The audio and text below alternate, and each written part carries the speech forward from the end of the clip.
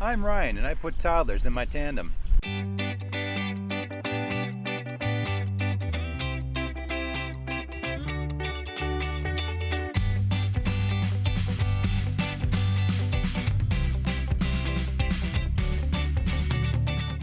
You might be intimidated to take kids paddling, and you should be.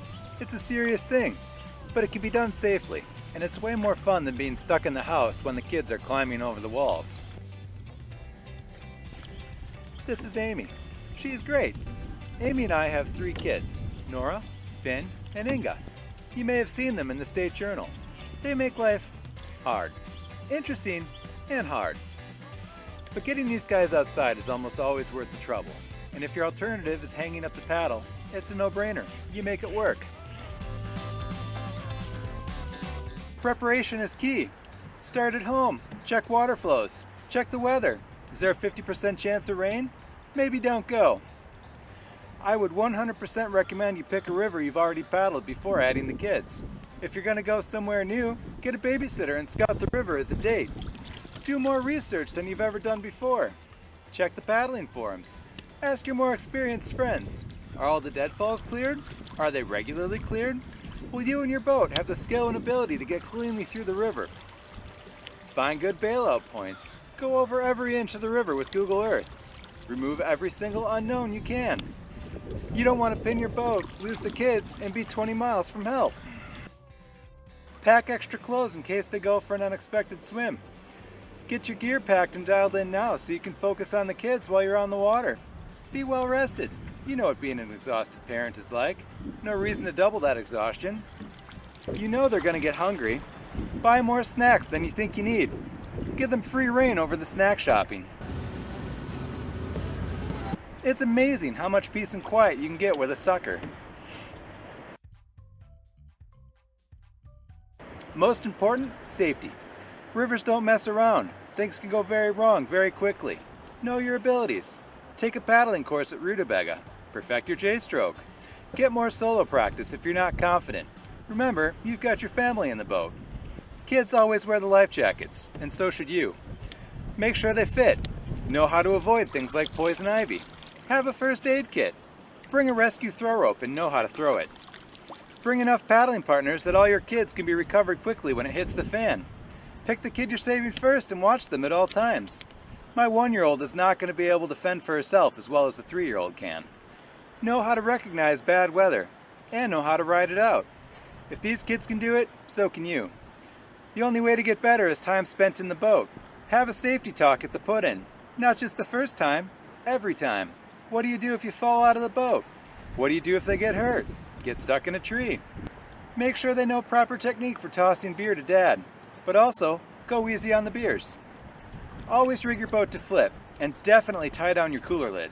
No kid wants to eat soggy sandwiches out of the river. Well, my 1-year-old might. Apply sunscreen regularly. Sunburn hurts, so does cancer. If you're not careful, heat stroke and dehydration can really put a damper on the trip. Give the kid a sun hat if they'll wear it, or bring an umbrella for shade. Going fishing? Wear sunglasses. With younger kids, give them a pull but take the hook off.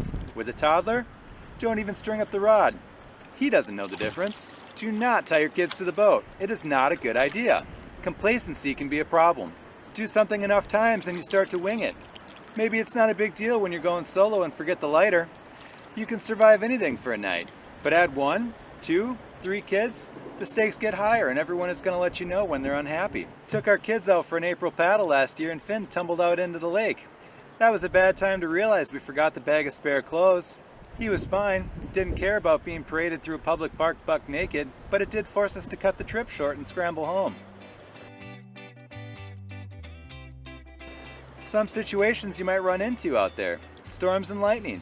You did your homework, but a summer storm pops up in the middle of the trip anyway. Why? Little rain never hurt anyone, but if you start to see lightning, or worse, hear thunder, get off the water. If you can hear thunder, you can get hit by lightning. Find some shelter along a line of trees. Hide under a tarp or a rainfly. If a kid is going to freak out, this is when it'll happen.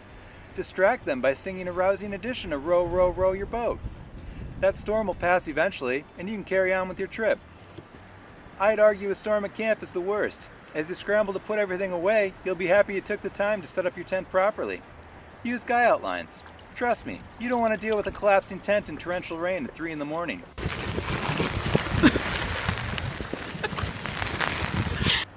Always use the tie downs, and if you're in the sand, dead man anchors. Wind is by far the most likely thing to ruin your trip. You might capsize or hit a tree. Downed trees are about the most dangerous thing you can tangle with.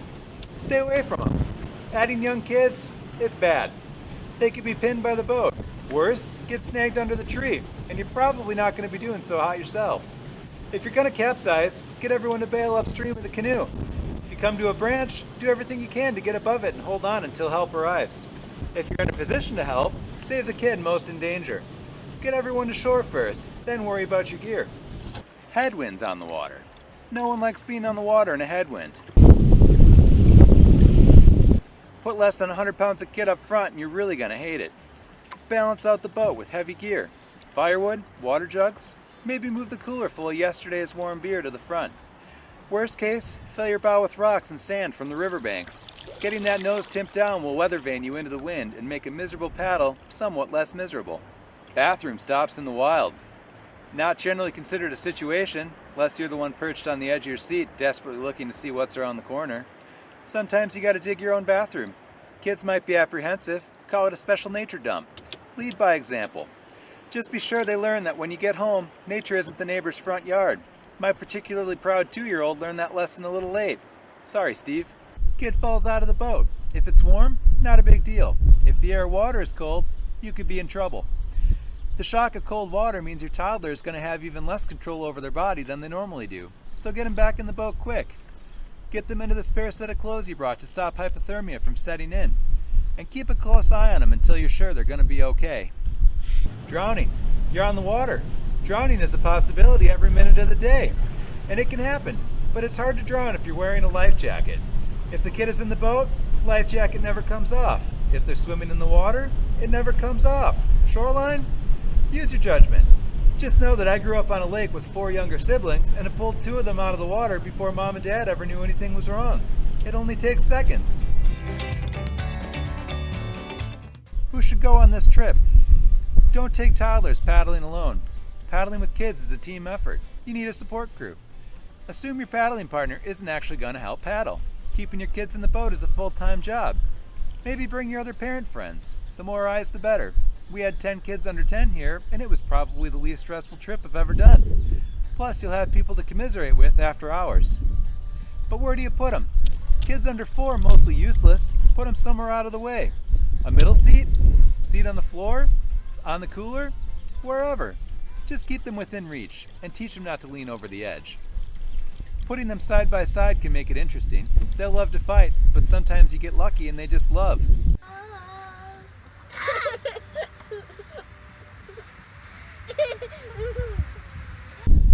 There's no such thing as too young. Honestly, I'd take an infant over one of my toddlers any day of the week. They sleep a lot, don't eat much, mostly cute, quiet, and they can't move around the boat. Infants fit snugly in the bow of a canoe for easy access. Most of them will even fall asleep there. If they're mobile, the high narrow walls make it a reasonable place for them to stand up and look around. Have a stable boat for the kids. You're not going to set speed records anyway, so leave the racing canoe at home. Only have a racing canoe at home? Consider building an outrigger for extra stability. Go for a bench shaft paddle with a lot of blade. You can never have too much power when you're pushing the whole family by yourself. Puddle jumper life jackets are God's gift to parents. We've got traditional life jackets, but nothing beats a puddle jumper for comfort and ability to self-rescue.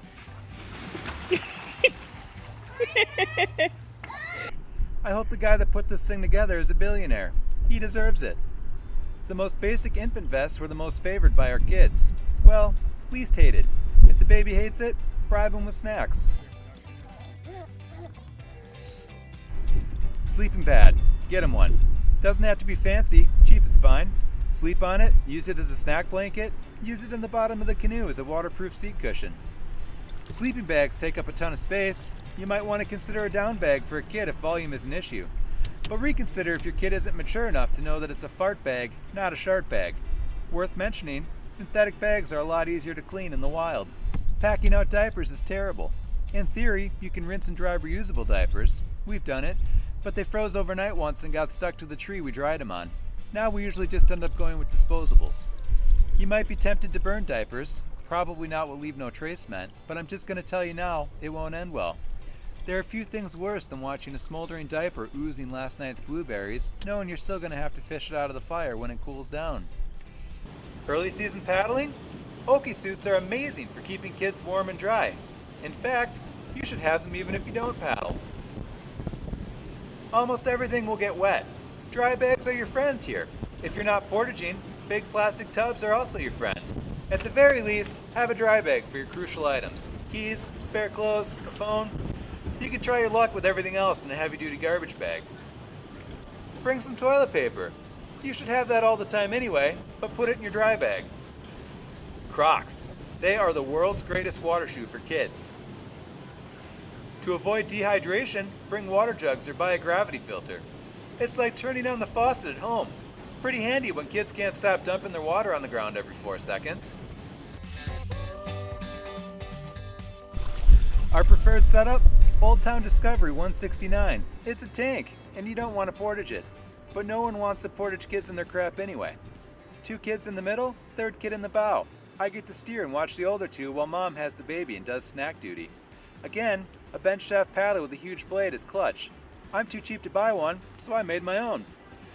We finally joined the ranks of fancy cooler people. But a basic Coleman did the job for years. That goes in right behind mom in the first compartment. If we're canoe camping, Rubbermaid tub for all the hard goods and food goes in the second compartment behind the kids.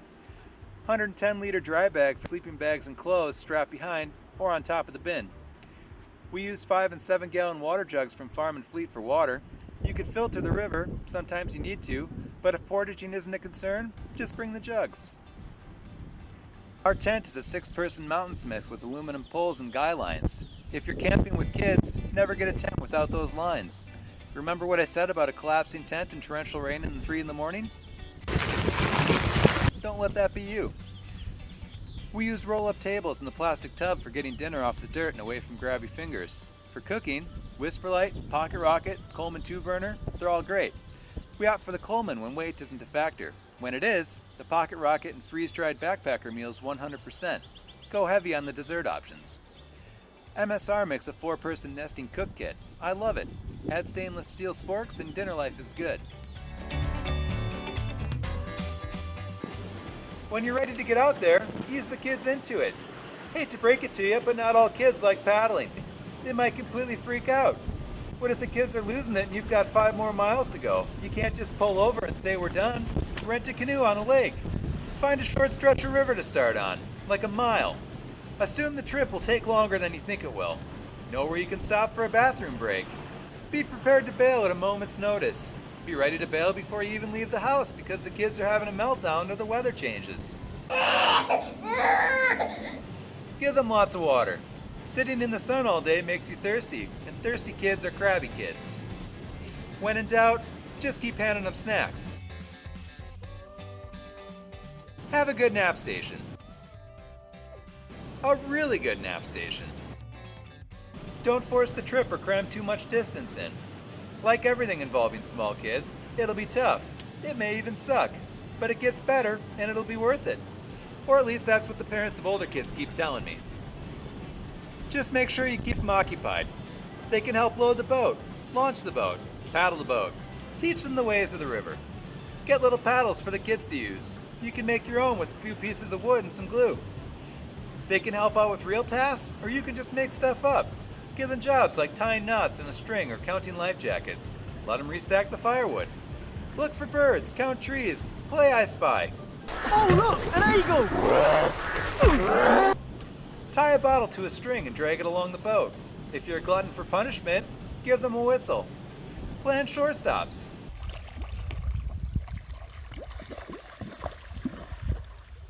Let them get dirty. Don't be cooped up in the boat all day. Throw rocks, look at bugs, drink some beers. But pro tip, don't let your kids hold anything you wouldn't mind losing overboard. I let my kids hold paddles, but not the good ones. Let them choose which side of the river to go down. Teach them to heckle the canoes that can't paddle straight. Give them a bucket. Let them fill it with stuff. Try using a set of binoculars. Cook sets also make great toys. Just keep track of the pieces if you don't want to spend the rest of the trip sipping your morning coffee out of the oatmeal pot.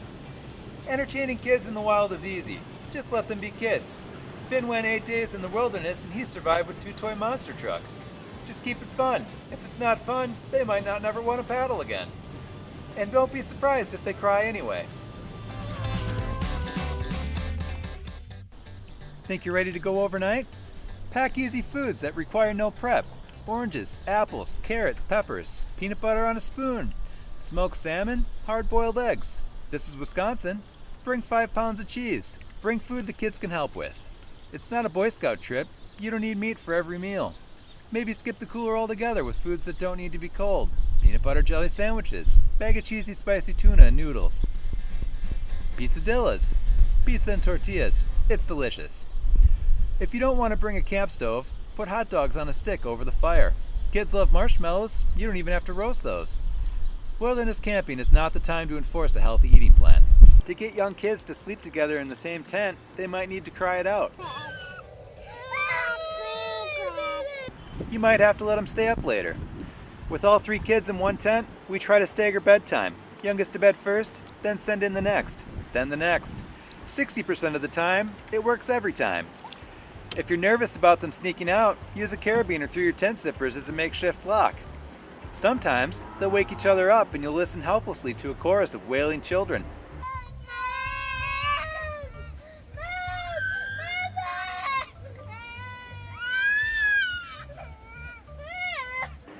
Get a tent big enough for a pack and play.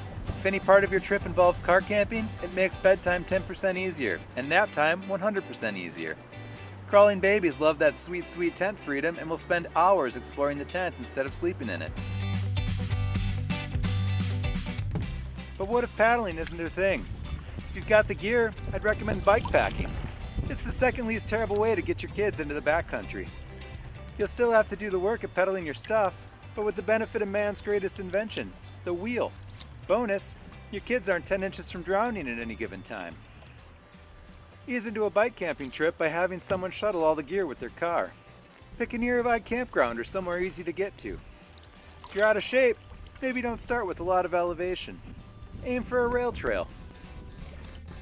Buy and borrow pannier bags or learn to make your own. Use the bike trailer if you need to. If you want to leave the pavement, just remember that every pound on the road is going to feel like 4 on a trail.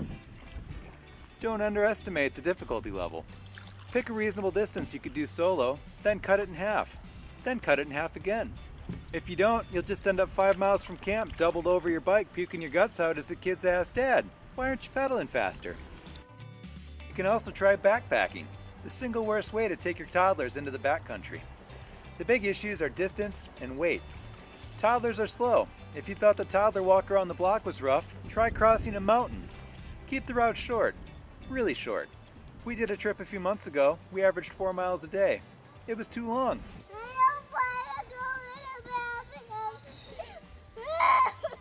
Be willing to ferry an extra backpack if you're more likely to carry the kid than the kid is to carry a bag. I don't care how much that mountain house meal costs. Every ounce counts now, and you're going to regret trying to save a few bucks by mile 3. Can't wait for the summer? Winter camping is an option too. Though maybe keep that one closer to home. When you become a pro at the small trips, you can start looking at bigger ones. Boundary Waters, Green River, Canadian Wilderness, wherever. Kids are tough, durable, resilient. They can handle a lot more adversity than they get credit for. In the end, getting your kids on the water or into the backcountry the first time, probably going to be the hardest thing you ever do. But it does get easier. And the more you do it, the easier it gets. Thanks for watching.